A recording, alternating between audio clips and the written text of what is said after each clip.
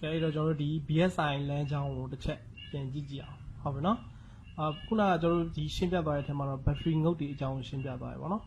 ông cho ra đi battery ngấu đi mà xí đấy anh ngấu lên ngấu trong cho tiền xem ra bài nó đi ngấu đi à gì gì bài nó cho đi charging tuyến này bài mà lấy battery machine này bu tôi mau battery temperature nhẹ này high phiền này rồi cho đi áo về mà không bảo nó học nó anh cho đi mà ngấu lên ngấu xí đấy anh lên ngấu mà cho đi xong lâu ngô bao ngô đi cho ra bằng ngô phim lại rồi bao ngô lú tầm mẹ mẹ đã luyện tầm đã vào nó xong ngô đi cho anh nấu lú tầm mẹ mẹ ground mà nó GND ground rồi nên trong lú tầm mẹ mẹ vào nó anh ngô cho ra perma sinh ra về phía tây trong lú cho đi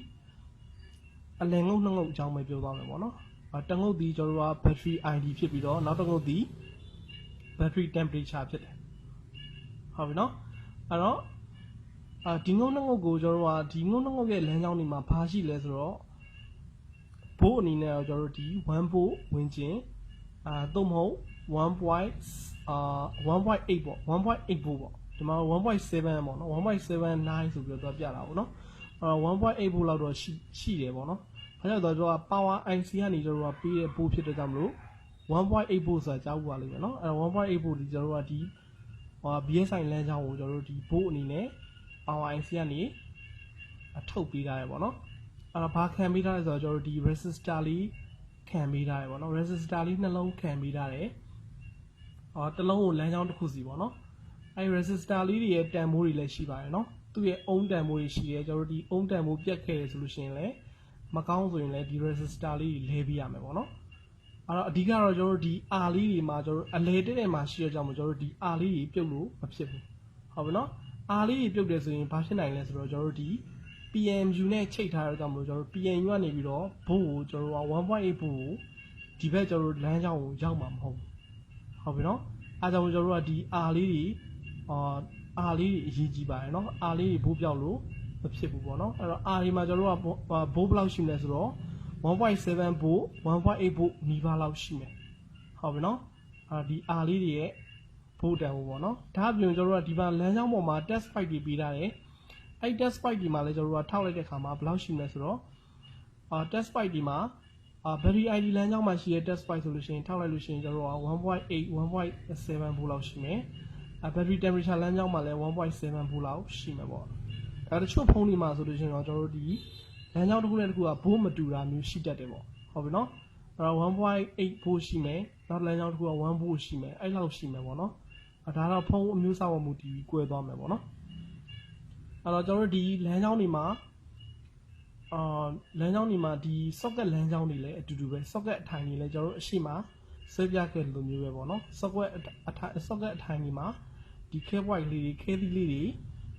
6ခုရှိမယ်ပေါ့ဟုတ်ပြီနော်အဲ့တော့အဲ့ battery socket ရဲ့အထိုင်မှာကျွန်တော်တို့တက်မယ်ဆိုအောက်ဆုံးမှာကျွန်တော်တို့ ground ဆိုရဲငုတ်ရှိမယ်အပေါ်ဆုံးမှာတော့ကျွန်တော်တို့ဒီ battery အပေါင်းလမ်းကြောင်း battery plus လမ်းကြောင်းပေါ့နော် 4.2 volt ထွက်တဲ့ငုတ်ရှိမယ်ပေါ့ရမှာနော်ဒါကျွန်တော်တို့ဒီ charging ထိုးလိုက်တယ်ဆိုလို့ရှိရင် 4.2 ကဒီငုတ်မှာဝင်မှာပေါ့ရမှာနော်ဒီ plus ဆိုတဲ့လမ်းကြောင်းပေါ့နော်ကျွန်တော်တို့ဒီငုတ်အနေနဲ့လာရဆိုလို့ရှိရင်ကြည့်တက်အောင်ပေါ့နော်ဒါ plus ဆိုတဲ့လမ်းကြောင်းမှာတော့ 4.2 volt ကအမြဲရှိနေလိမ့်မှာပေါ့နော်အဲ့တော့အောက်က minus ပေါ့ ground ကတော့ minus ပေါ့နော်အလဲကတော့ကျွန်တော်တို့ဘာငုတ်လဲဆိုတော့ဒီဘက်ကတက်ငုတ်ဒီကျွန်တော်တို့ကဒီ battery temperature ငုတ်လို့ခေါ်တယ်ဒီဘက်ကငုတ်ဒီတော့ battery ID ငုတ်လို့ခေါ်တယ်ပေါ့ဟုတ်နော်လမ်းကြောင်းနှစ်ခုကွဲသွားတယ်ပေါ့နော်battery ID ငုတ်ပေါ့နော်လမ်းကြောင်းနှစ်ခုကွဲသွားတယ်အကယ်လို့များတက်ငုတ်ထဲပါခဲ့တယ်ဆိုရင်တော့ကျွန်တော်တို့ BSI လမ်းကြောင်းအလုံးနှစ်ခုလောက်တယ်လို့အဓိပ္ပာယ်ရတယ် battery ID လည်းတူပဲ battery temperature လည်းတူပဲပေါ့ဟုတ်ပြီနော်ဒီမှာကျွန်တော်တို့ဒီ 1.7 volt ရှိတယ်ပေါ့နော် 1.8 volt ရှိမယ်ပေါ့နော်ရပါနော်အဲ့တော့ကျွန်တော်တို့ဒီလက်တွေ့ဖို့တိုင်းကြည့်အောင်ပေါ့နော်မီတာကိုကျွန်တော်တို့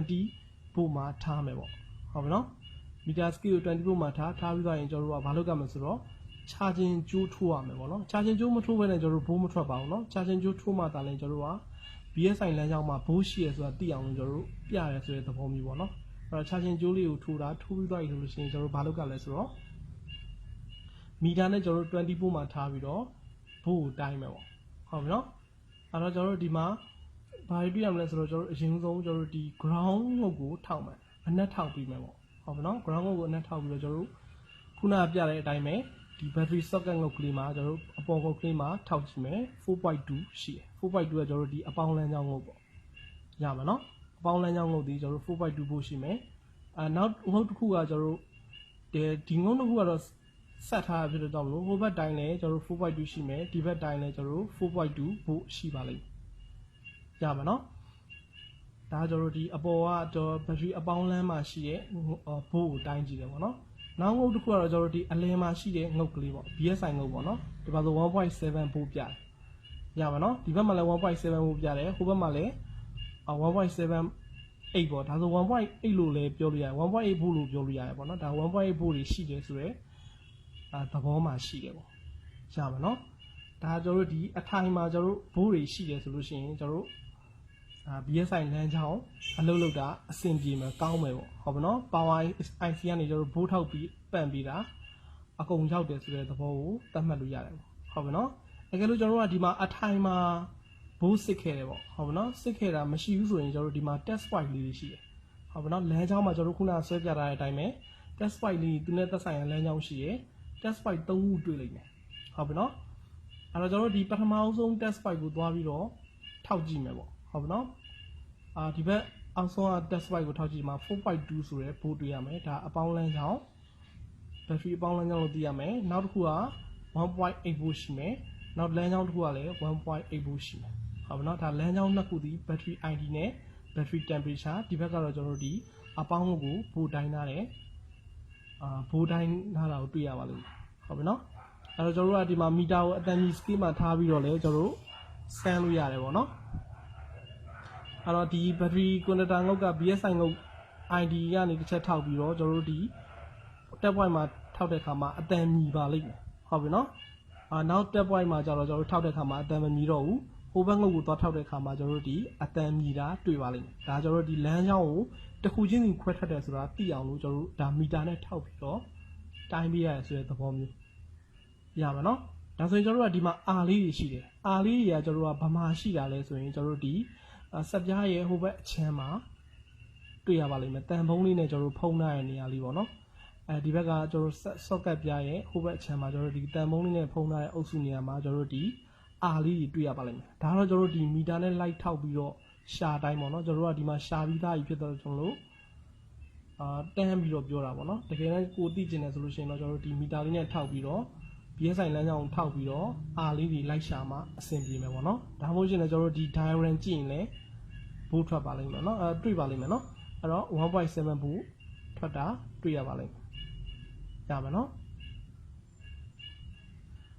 ဒါတော့ကျွန်တော်တို့ဒီ Samsung ဖုန်းတွေရဲ့ BSI လမ်းကြောင်းပေါ့နော်သူဆိုရင်တော့ကျွန်တော်တို့ဒီအခုပြတာတဲ့အတိုင်းပဲ1ဘိုး3ဘိုး2ဘိုးဆိုပြီးတော့တစ်လဲစီပြောင်းနေတာတွေ့ရပါလိမ့်မယ်ဒါ BSI ငုတ်ပေါ့နော်